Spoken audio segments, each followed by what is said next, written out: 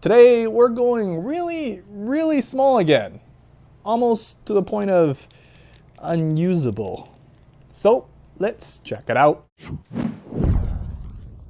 First things first, rate this fit from 1 to 6. Cop or drop? Anyway, starting with the mini bag of choice, the new Alpaka Atom X sling bag. This geometrically satisfying look with a sturdy nylon build, which yes, means waterproofing all around, along with the Aqua Guard zippers too. It's a very flat bag, and I kinda dig that. The bag hugs your body like a piece of clothing. It's inconspicuous and amazing when you, well, only need to carry many things around. Except when it comes to the strap, which contradicts all that given how large the magnetic buckle is, but I'm not complaining though, as it keeps the bag from flopping around. So stripping down to give you a better view, let's start with the front quick access pocket. They use a RFID blocking self-sanitizing material that's embedded with copper and silver nanoparticles, which they claim to defend against bacteria and certain viruses. Now, I can't confirm or deny that, but to me though, it's just a fairly flat but large pocket fitting around 2 handfuls, and of course with a key loop built in and integrated clip for easy access. So for this mini EDC build and our first mini piece, this is the Komuso Shift. In simple terms,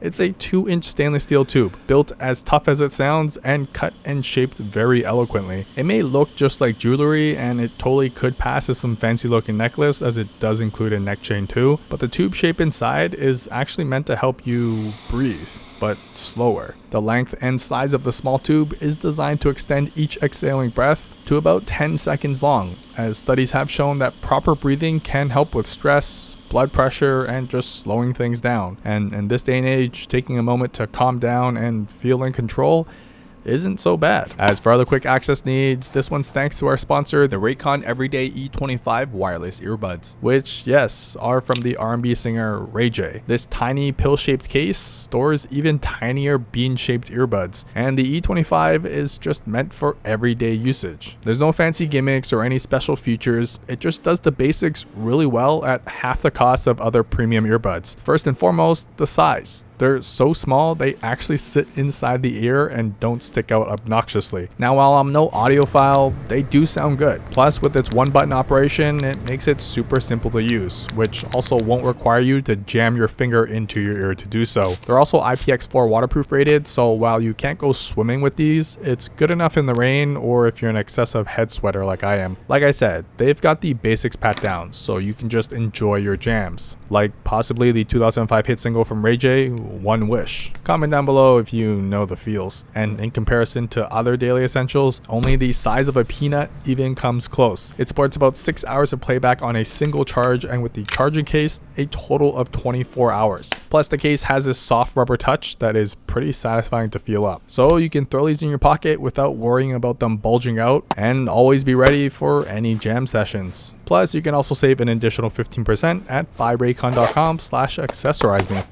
Next up, easily one of the tiniest wallets that packs a punch, the Andar The Finn. Essentially, it's a flap of leather that's sewn onto some elastic, but the fact that they use full grain Crazy Horse vintage leather, I ain't even mad. It also offers a very clean stitching job and some pretty thick elastic too, so although it's a very affordable wallet, they didn't cut any corners with this one. In terms of size, it's actually slightly shorter than a regular size credit card, and only as thick as it needs to be, as all the material here has a purpose. Starting with that slanted leather cut, a quick access pocket I like to store a single card in because the inner 2 pockets have plenty of room for everything else. I've got 9 cards in total here, but it could totally go more if you're some sort of cards hoarder or just a dad. Then there's this center gap for everything else, but realistically probably for some cash money. The elastic keeps everything in place, and the shorter design means it's actually easier to get to as well. In the end, it is just a large gap, so you could totally store your daily essentials if you really want to risk it. The elastics are durable enough that even with only a single card locked in, nothing's coming out in my scientific shake test. It's a no frills wallet, it feels good in the hand, it'll fit in your pocket comfortably, and with how easy it is to access your cards, it makes racking up debt just a little quicker. The next item is a little different. It's a camera packed into this capsule like some sort of Dragon Ball Z training pod. The Insta360 Go is the tiniest action camera I've ever used. Now, taking a closer look, the case itself is used to dock the tiny pill-shaped camera magnetically. No wires required wired. The camera kind of looks like Plankton from SpongeBob,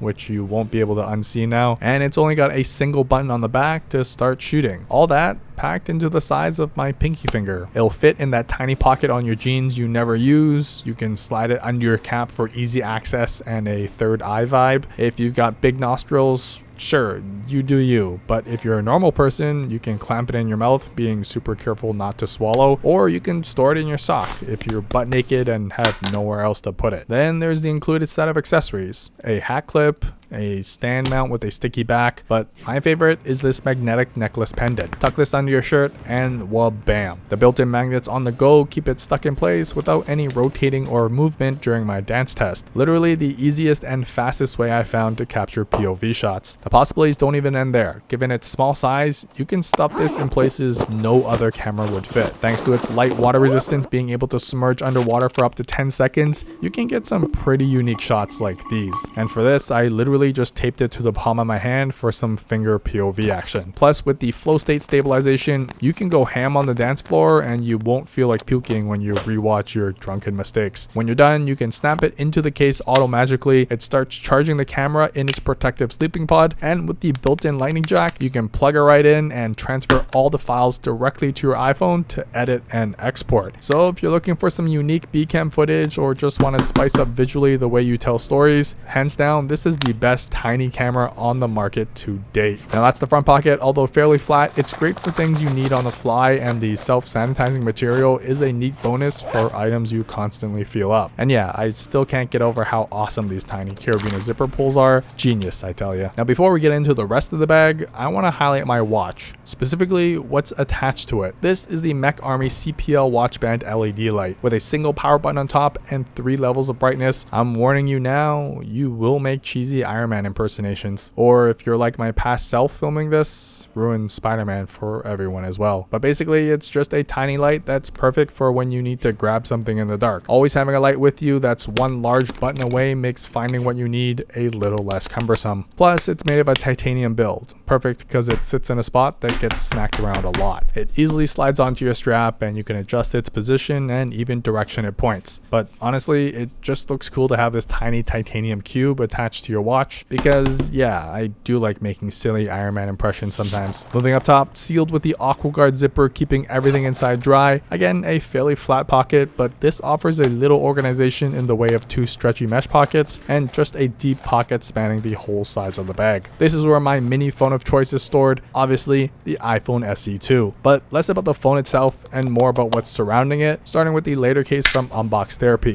I know, leave your angry comments below and let's move on, because I actually really dig this case. It's just this thin piece of carbon fiber, almost like a stiff skin. It's just that thin. Some may say it's the miniest of all cases, and to some, that's more than enough, because this soft touch rubbery kind of finish is totally worth it. It definitely feels way better than the glass finish of the iPhone, and it adds close to no bulk as it's barely taller than the buttons themselves. Yes, there are cutouts throughout the top and bottom, but the curved edges do have you covered still. And finally, they lift the case also slightly enough over the camera lens so you can do this all day long. Seriously, just think of this as a thick carbon fiber skin that offers slightly more scratch resistance, and don't expect anything more than that. But the soft touch grip should help with your buttery finger problem too. So although the case doesn't cover the screen because it's living its most minimal life, we've got the dbrand Prism Screen Protector for that instead. Without sacrificing having a bulky case on, this screen protector can take a beating. Like,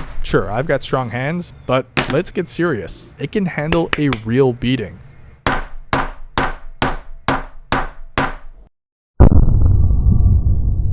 Final verdict, the screen still works, and swiping right on Tinder all night long is still a go. Seriously, I went pretty ham on that, and everything is still intact. The secret being the combination of the polymer that absorbs all that force and the glass that gives you that crystal clear view of your screen. Plus, each pack comes with 2 in case you go extra ham and need to reapply. And the included dongle that plugs right into your phone and auto aligns everything for you makes it foolproof to do so as well. it doesn't even end there. Unlike other screen protectors that require a straight edge, they've managed to chamfer theirs, which is just a fancy way of saying they rounded off the edges so you won't cut your fingers on a damn screen protector when using your phone. It's such a small detail you probably wouldn't notice because it just works. So if you want to keep your tiny iPhone SE as mini as possible, adding one of these Prism screen protectors on will keep you protected without the bulk. Next up in the mesh pocket, no EDC is complete without a pen. This time going to the 0-hour Apex mini pen, which kind of looks like a tiny barrel of a gun. And it definitely feels like one too with its all metal build, but twisted open, albeit kind of skinny, it becomes a full length pen and the cutouts actually double as grip for your fingers. Plus, since it uses a Fisher Space cartridge, you can create a masterpiece underwater as well. Seriously, when stored away,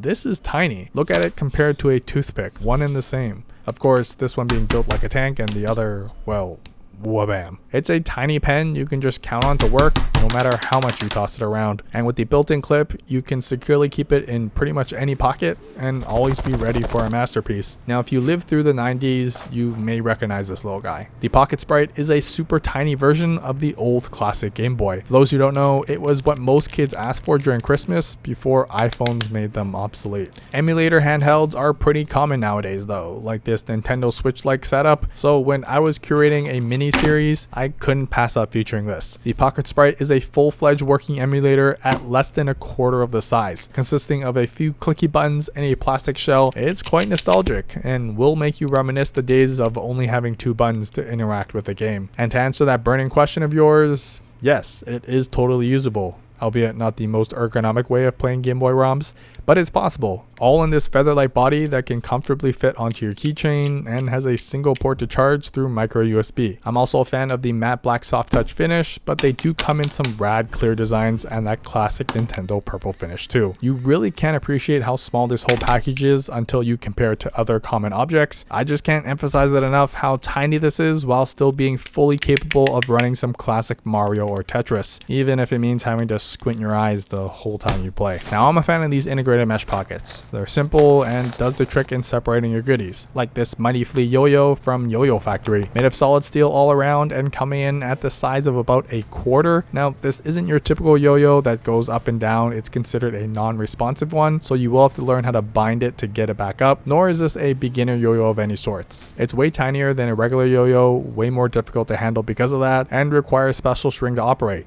But if you can get past all that, the solid steel design definitely feels like you're pulling out a real tool of the trade. Plus, being the size of a small coin, it easily slips into any crevice, which means you'll always be ready to cradle the baby to impress all the ladies, assuming it's still 1997. Now, if you don't wear a watch or you need some real bright output, this is another option from MecArmy, the SGN1 flashlight. That's about just as tiny in a zinc alloy body that can output a maximum of 530 lumens in this tiny little case. Plus, it recharges through USB, so you don't need to treasure hunt for those tiny pancake batteries. A keychain loop is built into the end of it for easy carry, and the fact it's half the length of my finger means it's a no-brainer to have on you, just in case. Because if you're afraid of the dark like I am, this light will silently whisper into your ear, it's gonna be okay. Plus, it's a light you can trust to work as the whole body feels solid in the hand, and it can take quite a beating while still shining bright. If you need a just-in-case light, the SGN1 is bright enough it's actually useful to fend off all the ghosts you hear at night. Now, that's the main top pocket. It doesn't carry a lot, but it can pack in anything relatively flat. Finally, there's the hidden pocket on the backside.